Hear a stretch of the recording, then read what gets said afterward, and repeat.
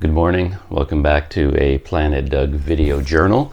It's Sunday, October 9th, almost 6 o'clock in the morning, and I'm still here in my Airbnb room in Georgetown, Penang, Malaysia.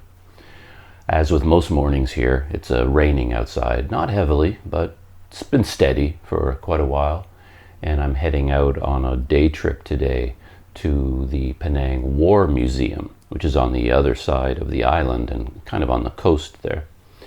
And yeah, it's the kind of place you want good weather when you go to. I'm hoping it'll clear up. I mean, it often rains here, in the morning, and then it stops mid-morning. So I'm going to go to breakfast with a friend first, and it'll probably be raining as we have breakfast. He has a car, though, and then we'll be driving to the War Museum. And I don't think he's been there before. This friend of mine is from Penang. He's a Malaysian, but I don't think he's actually been to this museum himself. So yeah, I hope he's looking forward to it as well. He's sort of guiding me around a little bit, showing me different things in Georgetown. But yeah, might be something new and interesting for him too. I'm really looking forward to it because I'm hoping there will be information about the Japanese occupation.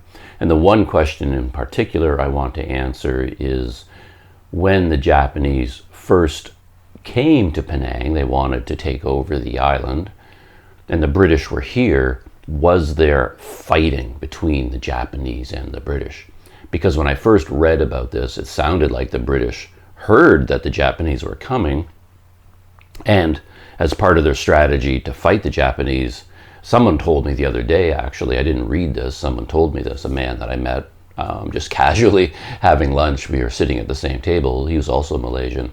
And he told me that the British wanted to consolidate their forces in Singapore.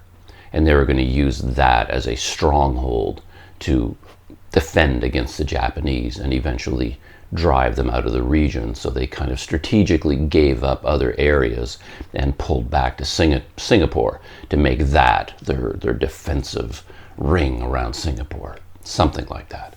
And that connects with what I'd read earlier. It sounded like the British kind of just left Penang before the Japanese even got there, and the Japanese just strolled onto the island and took over. But then I did see a few little notes here and there about fighting between the Japanese and the British on the island. So I don't know what the truth is. So maybe the War Museum will tell me. Yeah, still raining, still raining. And today is, Sunday, as I said, and I believe Sunday is officially Prophet Muhammad's birthday, I think. The holiday is 3 days long, Saturday, Sunday, and Monday, but I think today, Sunday, is the actual birthday. So the celebration's taking place. So yeah, something to note. It's a very important holiday here in Malaysia. I'm going for breakfast with this friend of mine to a dim sum restaurant right around the corner from my Airbnb. It's a place I just happen to be walking by all the time, and it was always very busy in the morning, very, very popular place. And it looked visually interesting too. It's a big open area where I think you can just sort of, they have a system, like an ordering system, which I love systems. So I'm interested in going there for the food, for the activity, for the setting, and then just to sort of learn how they do these things. It's fun to, you grab a tray, I think, there, and then you can just go from all these different stations all around the edges and just sort of pick out whatever dim sum you want and bring it all to your table. That ought to be, it'll be interesting to get all that figured out. I walked by there yesterday and it was jammed. I mean, it was so full, at a big lineup of people outside. And I was thinking, man, maybe we shouldn't go there, especially on a holiday weekend. It's going to be busy. But my friend is coming here at 7:30 in the morning, so we could be there, 5-10 minutes after that. So it shouldn't be busy when we get there. We might get there by 8 o'clock or something like that. And then the crowds shouldn't have arrived yet, so it should be, it should be okay. And speaking of breakfast, that was the biggest event from yesterday. I should have figured this out beforehand because I knew this was going to happen. I was going to talk about the food I had, and I can never remember the name of anything. And the other, like 2 nights ago, I had dinner with the same friend and some of his friends, and they were talking about various Malaysian foods I should try. And there's one in particular that they got into a very animated discussion about, and it seemed like this was a very important food that I should try. And I'm going to have to look this up just to remember the name of this food, because as I said, I forget everything. I think I have a photograph that I can refer to. I found it. I got this information from the penangfoodie.com website. And there was an article there called 9 Awesome Foods to Try at Cecil Street Market. And the number 1 recommendation just happened to be the same dish that these friends of mine were all discussing and kind of debating the merits of and who makes the best version. And this is the dish. So the dish they were telling me I had to try just happened to be the number 1 food that you're supposed to have at the Cecil Street Food Market. There it is there. Pasembur. So I went there hoping to try pasembur, and I also wanted to try this special duck meat kueh tiao tung. I don't know how to say that. And it turns out that dish is their number 2 recommendation of the 9 best things to have at this market. And then the third thing I wanted to try was Jawa mee. And I don't think Jawa mee makes his list. There's wonton mee, Hokkien mee, chicken rice, char kueh tiao, and popia. But Jawa mee was not on his list of the 9 best. But those are the 3 things that I had. Pasembur, the duck meat, kueh kiao tung, and then Jawa mee. I'll talk about those in a minute. I walked to the market. It was about a kilometer and a half away. I got very lucky with that because clouds were threatening. And then I got to basically half a block away from the entrance to the market, and it just started to pour. The rain really started to come down. But then I just had half a block to go, and I just kind of ran a little bit. And then I got into the market building because it's a covered market. And I got out of the rain, and I was able to shelter as the rain was thundering down. I had no idea what to expect of this market. I knew it was more of a local traditional market than a lot of the others, like Chaurasta Market, for example, is of course well known on the tourist trail. A lot of foreigners go there. It's recommended to go there, and it's a great little market. I loved it there. So yeah, it's nothing wrong with places like that. But in a lot of the articles online, if you track down Cecil Market, they couch the article about the market as if like only the locals know about this market. If you're a visitor to Penang and you want to try real, like local, authentic, Penang food, go to the Cecil Market. Don't go to the tourist markets, So that's kind of how people talk about this place. And honestly, my experience was in line with that because I was expecting, based on the recommendations of this place, I was expecting a huge market, like a vast complex, but it was actually fairly compact. It has 3 different sections. I thought there were 2, but there's actually kind of like 3 sections. There's like a wet market, like fish and meat, fresh fish and meat. And there's a lot of water involved in processing that, so they call that a wet market. And then there's like a dry goods market, like vegetables and fruit, and then household goods. You can buy little plastic things, things you need for your home. And then the third section is the food court, the hawker stalls, as they call them. I've been thinking about that word hawker all the time since I got here, by the way, because I was surprised to see the word hawker used all the time when talking about Penang. Oh, the hawker food is great. You got to try the hawker this, hawker that. Go to this, there's a hawker stall. And in my mind, hawker always has a little bit of a negative implication. Like someone who's hawking something is kind of a brash, vulgar kind of seller of something, right? It's not a classy word. So somehow I was thinking, if you describe something, there's a bunch of hawkers there. They're guys running around, in your face and shouting at you, buy this, it's so cheap, In my mind, those are hawkers. But the word hawker on Penang has come to be used normally, just to describe a normal stall at the side of the road or in a market. Those are hawker stalls. And everyone just uses that name normally. So it does not have a pejorative feeling to it at all. That kind of surprised me when I learned that. So anyway, there's a whole bunch of hawker stalls there selling classic foods from Penang. When I got in, I entered in the wet market side, and nothing was going on there. I was told the wet market, it takes place in the afternoon, which still puzzles me, but that's what I was told. And there was nobody there, nobody selling anything. A lot of cats, though. Cats and kittens, so I got to say hello to a couple of cats. And then you got this sort of dry goods section, and then on the other side from the entrance where I went in, then you got to the food area. And even that was amazing. It was really nice, no joke. But it was smaller than I expected. Based on its reputation, I was expecting like a huge place, but it was small and compact and also very approachable.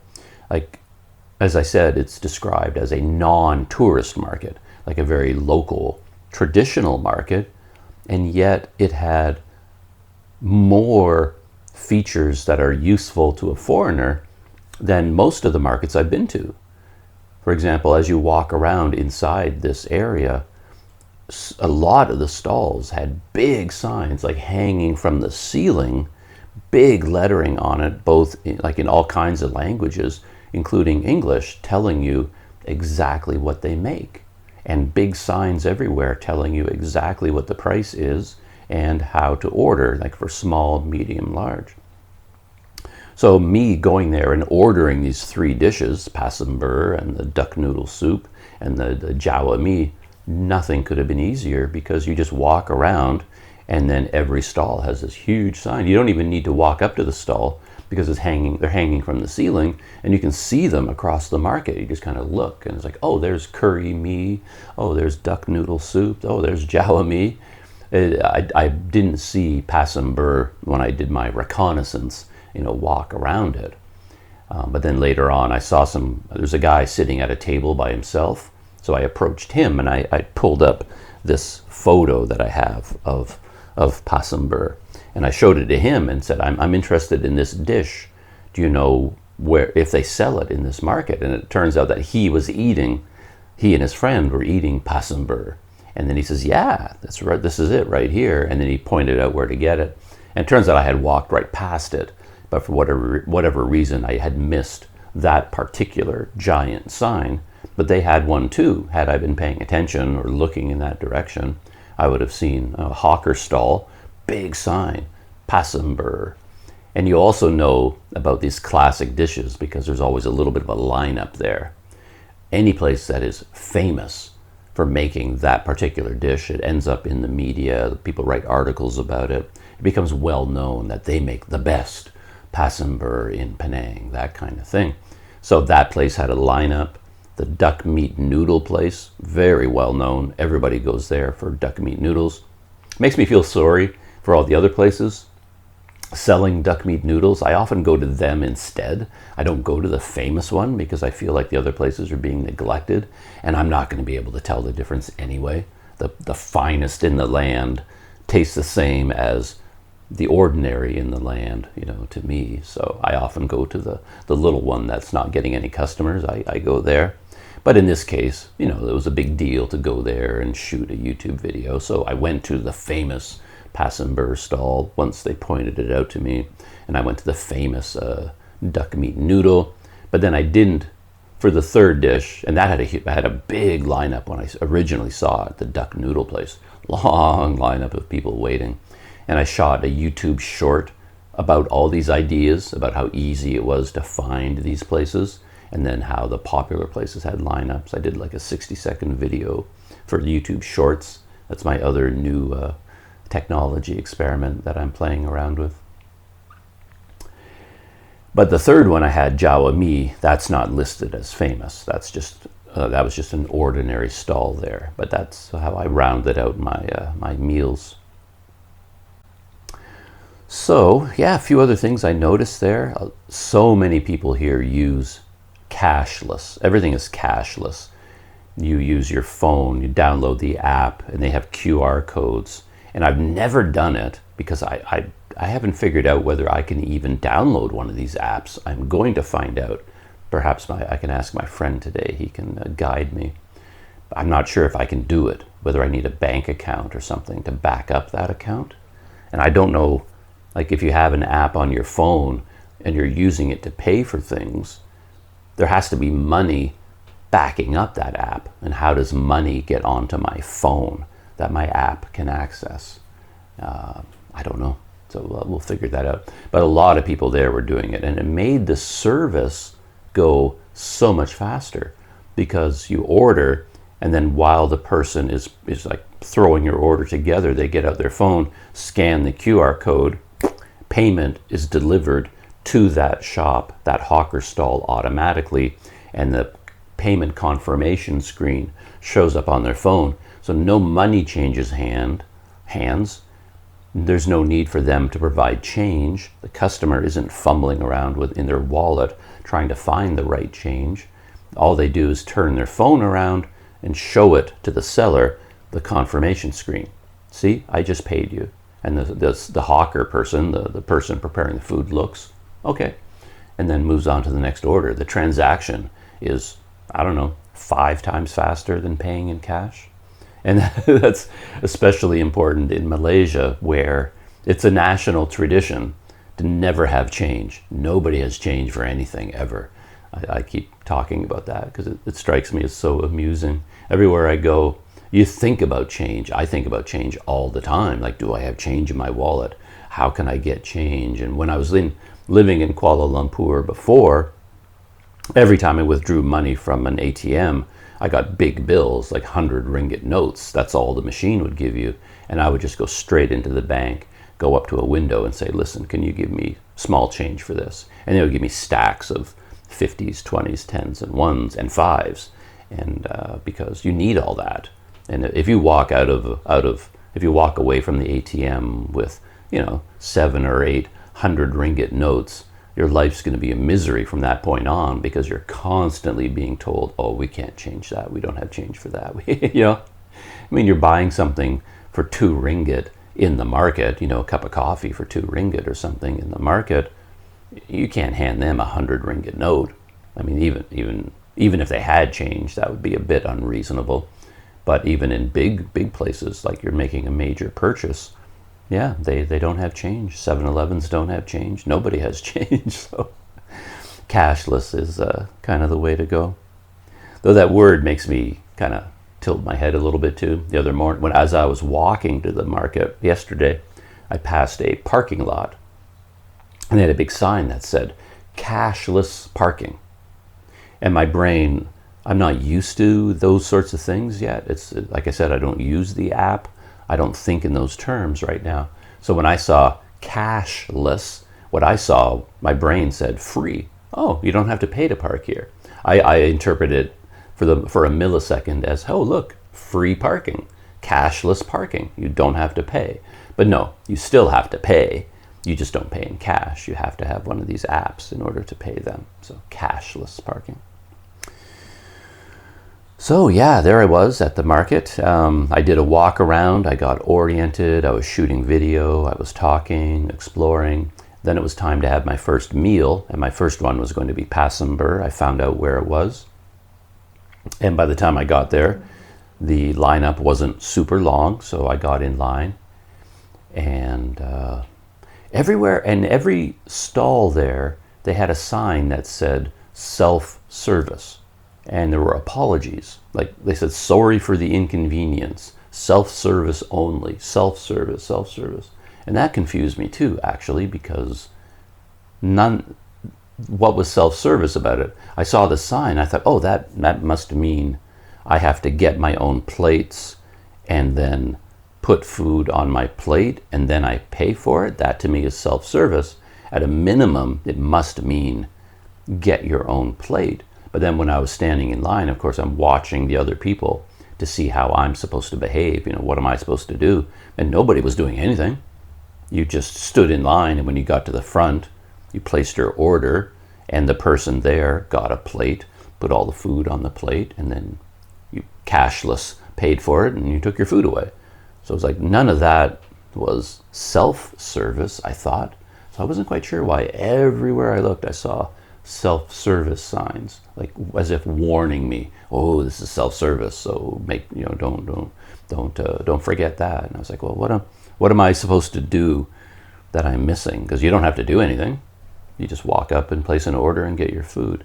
And I guess maybe that's self-service, that you don't sit down at a table.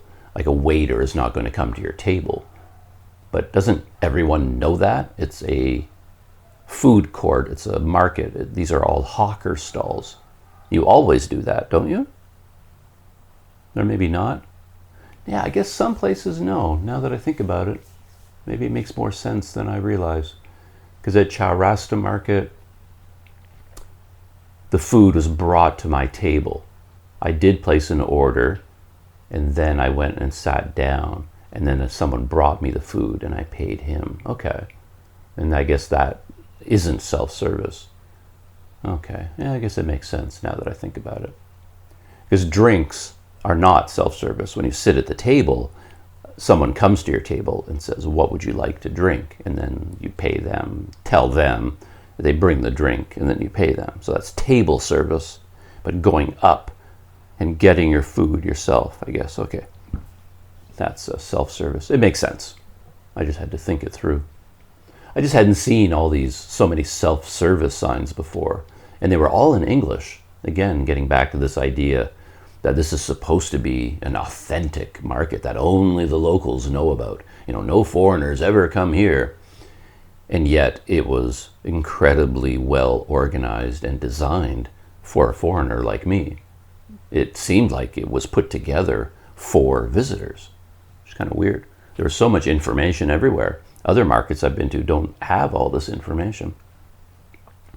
But from that point of view, though, I was going to say that I saw no other foreigners there, which is kind of rare. I mean, here in Penang, we're everywhere with our cameras and trying all the foods and stuff like that.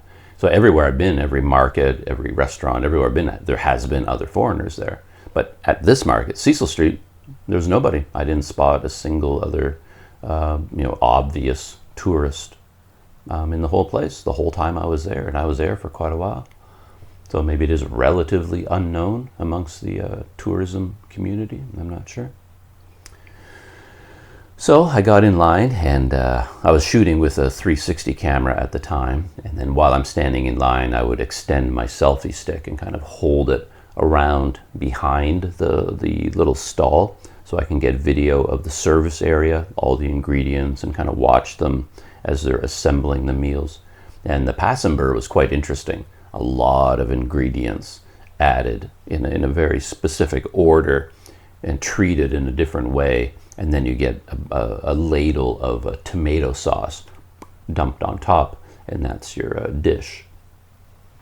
So I was watching all that going on, and then when I got to the front, I told them small, because they had small, medium, large, because I knew I was going to have 3 different meals, so I didn't want to get a large. And the small, by the way, is big. So order the small, even if you're there for breakfast. I think small is what you want. These are big, big portions. So anyway, I ordered the small, and I got it, and I paid in cash, and I tried to have change ready, because I went in there with a whole bunch of single ringgit notes and coins. Before I left my room here, I made sure I took all my coins with me, all the ones I'd collected over the last 2 weeks, put them all in my pocket to make sure I have change. And I had as many single notes as possible. I'd been collecting them up like the previous day just to make sure I had enough supply. I think it was 5.5 ringgit for the small passamber. And I had that money ready and exact change. I think I had exact change there. And then I handed it to the woman because I don't want to hold up the line, you know, the dummy that isn't cashless. I'm the one guy in the whole place that hasn't figured out cashless, you know. It's like, look at that guy paying with money. You know, how primitive can you get? Doesn't he know about the modern digital world? You know, it's like, I'm learning, but I'm not there yet. It's pretty funny. But then comes seating, which is always a challenge for me on a Planet Doug. Seating is always a challenge.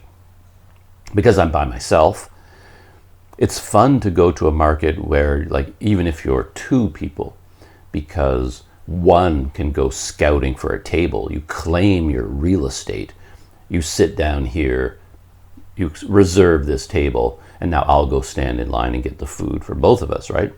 Having a partner in life is a very handy thing in almost all areas. So I think that's why I struggle quite often. You know, I'm doing all these things and I could use a hand sometimes, you know, use a companion. But I was now walking around with this passember in one hand, and all these dishes I got, they put so much sauce on them.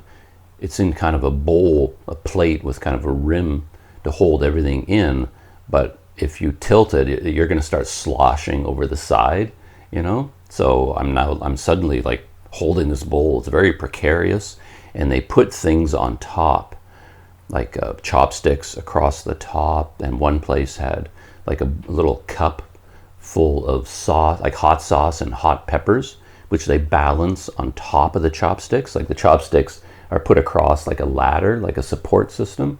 And then they put the peppers on top of that. And if you happen to nudge, you know, it's like a booby trap. If you hit one of those chopsticks to the side, the plate is going to pop over and dump all of the hot sauce, you know, into your dish. And I was like, I don't want that. So I'm very careful, trying to hold it with one hand because I got the camera in the other, got my knapsack on my back, and, you know, you've got that mask on your face still. It's just like hot, sweaty. And I put my glasses on, I think, to organize the money. And now the mask is fogging up your glasses. You can't see where you're going and you're bumping into people. And it's like, okay, now I have to find a place to sit. And of course, this is the busy time of the morning. Tables are just packed with people. And I'm wandering around and around, you know, just trying to find a place to sit. No tables available. I finally see one group getting up from a big table, like a table for 8 people or something, a big round table. And a local man, one of the employees, was like clearing the table and wiping it down. And I kind of knew, like, well, that table is not meant for me, one person. I can't occupy an entire banquet hall. But I thought I could sit at one seat and other people can join me. You know, can we work out a deal here? And I spoke to the man and I said, is it okay if I sit here? And he said, well, how many people? And I said, just one. And he was like, oh, you know, it's not good for us. We're trying to make money here, you know. And then I was so pleased, though, that he took over. He says, oh, okay, no, like, not here. That's not good. Let me get you a table. And then he actually helped me find a place to sit. And that happened a lot here. People were very, very helpful, which again is this whole idea. This is not, you know, this is a local place. It's supposed to be challenging, you know, as a tourist, as a visitor. And yet everybody there was helping me to do everything. Everyone was explaining things to me in line. Everyone was talking to me. Everyone was helping me out. It was like the greatest place in the world for a tourist, you know, a dumb tourist like me. It's pretty interesting. But he brought me over to this corner where there was a lonely little table kind of tucked away, pushed up against the outer wall, and it had a bunch of supplies piled up on top of it. There's like a bunch of junk and then a big cardboard box on the top that was full of bags of napkins, you know, that they put out on the tables. And the table itself was covered with drinks menus, like laminated plastic sheets that they hand out to all the customers for them to choose their drinks from. So this was basically a table they're using like for storage, you know, but he thought, well, we can put him there, this poor guy all by himself. How that's pretty rare in a place like Malaysia. They don't often have, like, a normal local person is not having a meal by themselves as a rule. So it's kind of unusual. And said, hey, I can use that table because there's like one little corner where they could push aside the menus, and I could put my passenger down there and I could sit. And there weren't any stools there at all. Like, there was no seating or anything. And it was really hard to get to because it was jammed in behind these other tables and other people were sitting around it. And then as I approached the table, I saw the people in the neighboring table, they saw me coming and they saw that I was going to be sitting there, and they kind of reacted to that. And they looked at the table and they're kind of like, oh, he's going to sit there. And then the woman leaned over and she's like waving her hand over the table because it happened to be covered in flies, because no one ever sits there. And all these flies had settled down on that table. And she thought, oh, poor foreigners sitting at the fly-covered table. And she's like waving away all the flies, trying to get the table, clear for me. As I said, people were helpful. So I put down the bowl, very carefully so I'm not spilling anything. I've got my camera. Like, where can I put my camera? And I'm trying to look for a place where I can clamp my camera to the table to film this whole meal experience.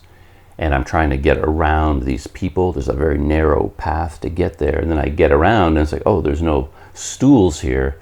Now I'm looking around, I'm going to have to get out again, go to another table, steal one of their stools. Excuse me, is anyone using this? Can I take it? And bring it back. Try not to hit anyone over the head, as I'm carrying the stool back. But before I had to do that, the man who brought me to the table, he came running up with a stool. He went and got one for me, and he sort of handed it to me, and I could put it down there, and I finally got settled. And as I noted while I was sitting there, it was easily the worst table in the place by far. I mean, you could not get a worse table than that one. I mean, it wasn't even being used as a table. It was so bad. And that just fits in so well into my life because I always end up sitting at the worst table. I choose it myself normally, but I always end up at the worst table in any restaurant, any coffee shop. I think I was talking about this on video at one point. And my theory is that I don't like to bother people. I don't want to put other people out. So if there is a really good table, that's a nice table with a beautiful view in the perfect setting, I don't want to deny other people that table. I want to leave it for someone else to enjoy.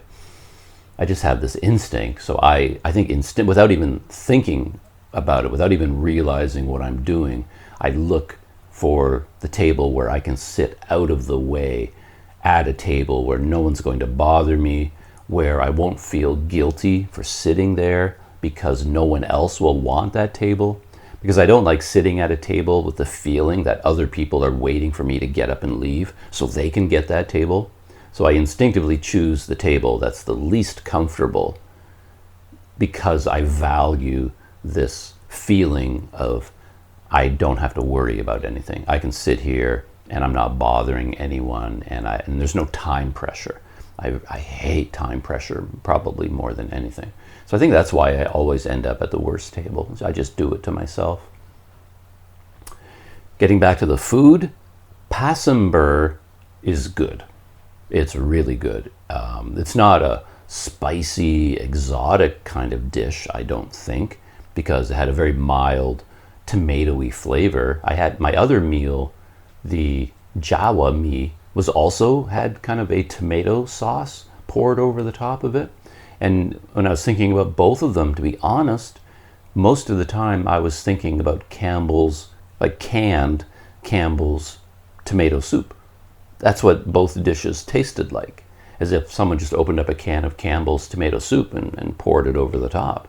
That was the overall flavor. But passenger had a variety of ingredients, all kinds of things that had been like different textures, crunchy texture, like semi-crunchy, full crunchy, soft and tasty, and tofu, and all kinds of different ingredients there. And it was very filling. Each ingredient had a slightly different flavor. There's sort of like one thing had kind of a sausage flavor, morning breakfast sausage flavor. and there was tofu, some crunchy biscuit-like things, and probably jicama. One of the ingredients is jicama. I don't know what jicama is, but as I was eating, I found I was digging up these white stringy things. I thought they were noodles, but I don't think they were. I think it was some kind of a vegetable that had long stringy white things, kind of like noodles, but when I bit into them, it had kind of a crunchy, mildly crunchy texture. And that may have been jicama. Maybe. I don't know. I'm going to look up jicama in a minute. I made a mental note to look up jicama yesterday, but I totally forgot. I haven't done it yet. But jicama is a key ingredient to passenber. Anyway, it was very good.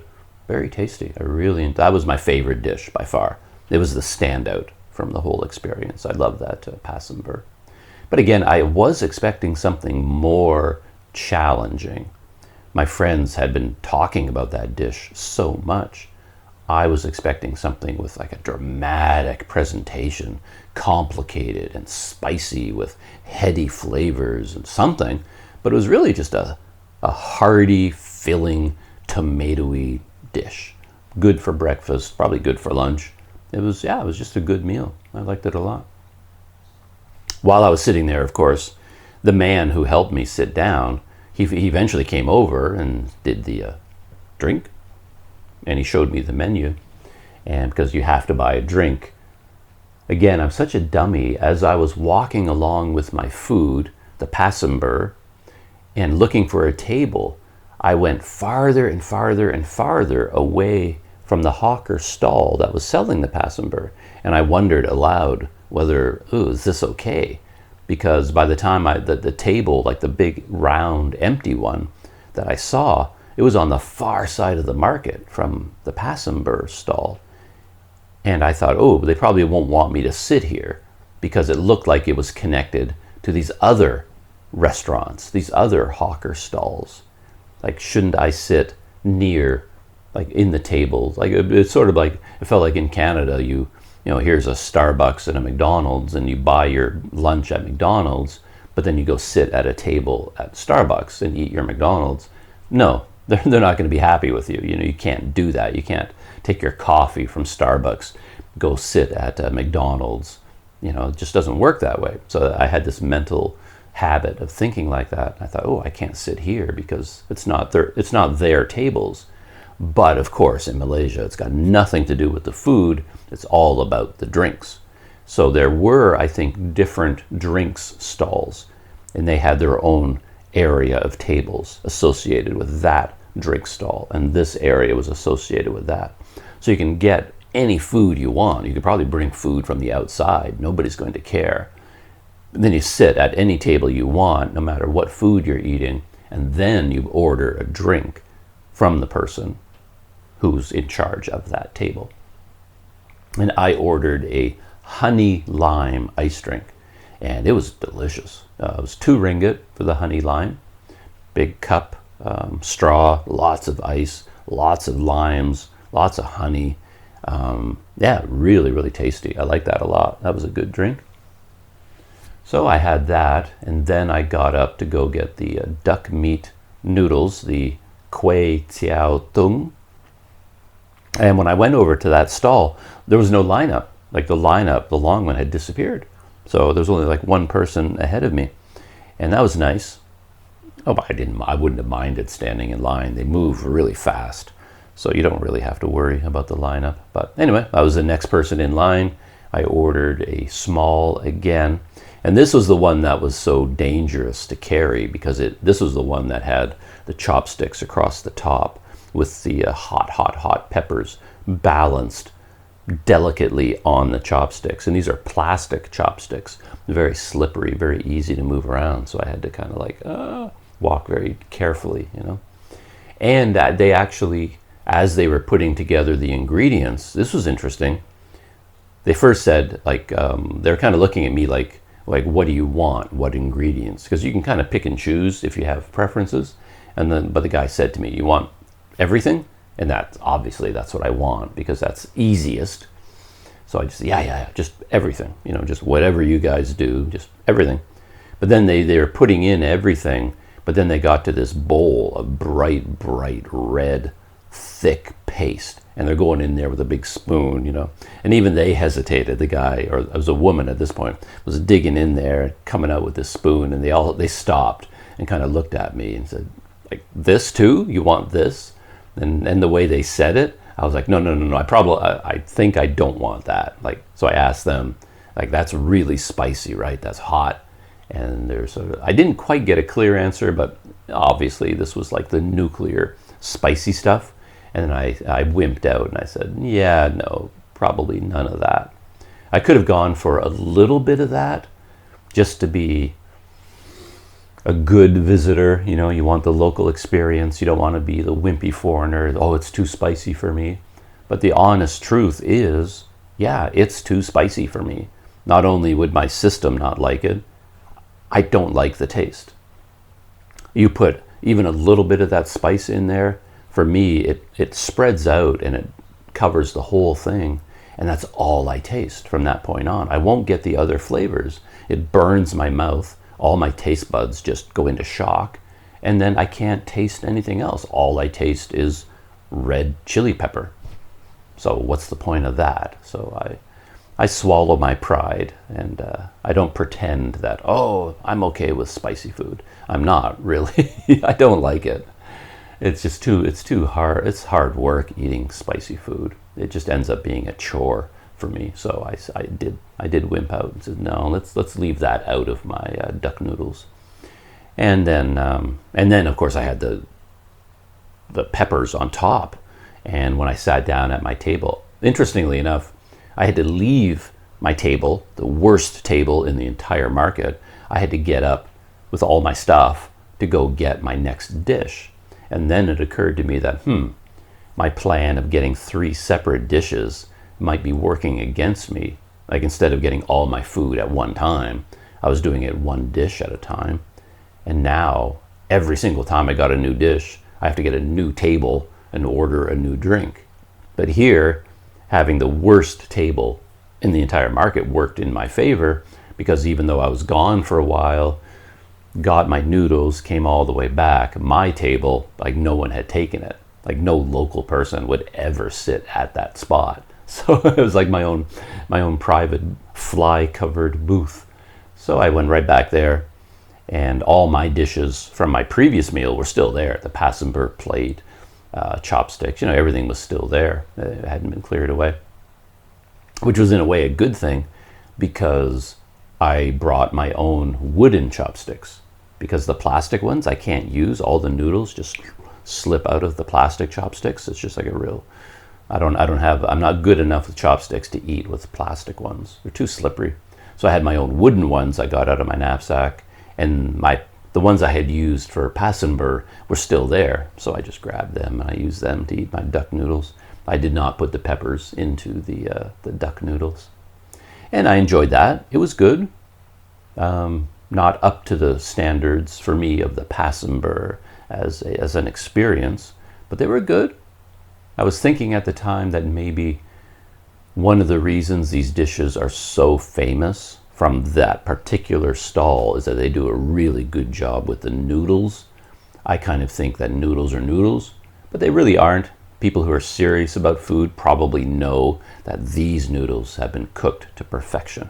Just the right texture. Like, oh wow, they did a good job. And other places might overboil them and make them too soft, or underboil them and they're too hard, or the flavor isn't quite right. So maybe I'm ignoring the noodle factor here.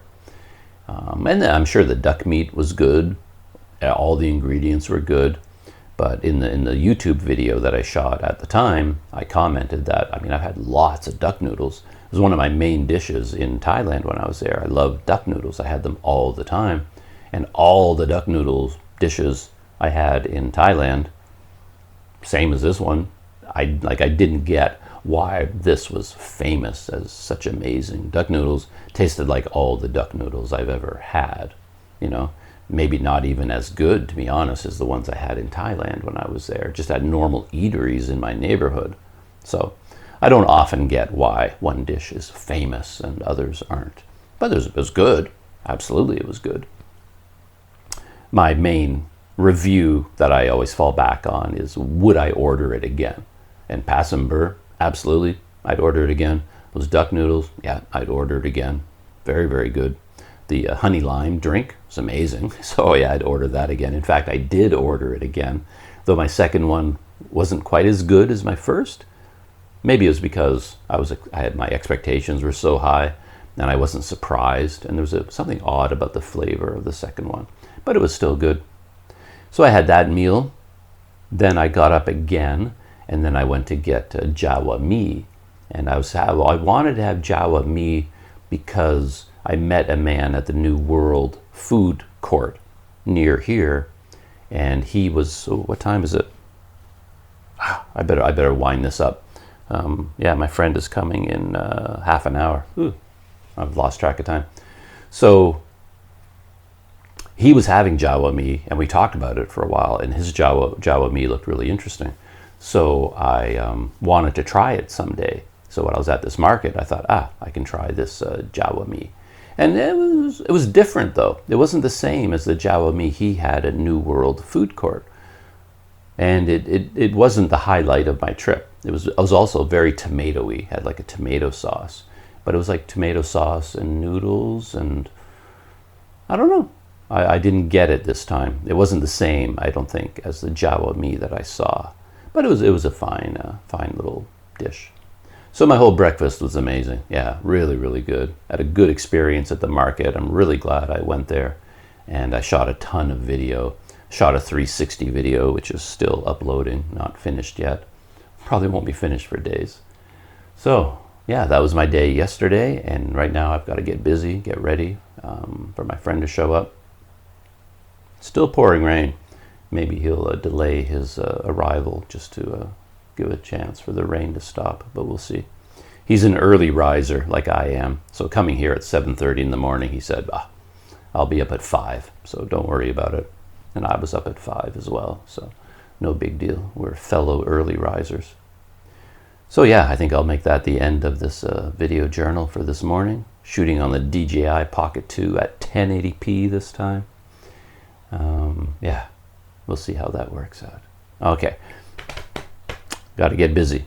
And yeah, if you come back for another journal entry, I'll see you then. I'll tell you about what happens today. Going to the dim sum, I think it's called like Dim Sum Zim. This restaurant has a very fun name. And then going to the War Museum. So yeah, I'm looking forward to that. See you then.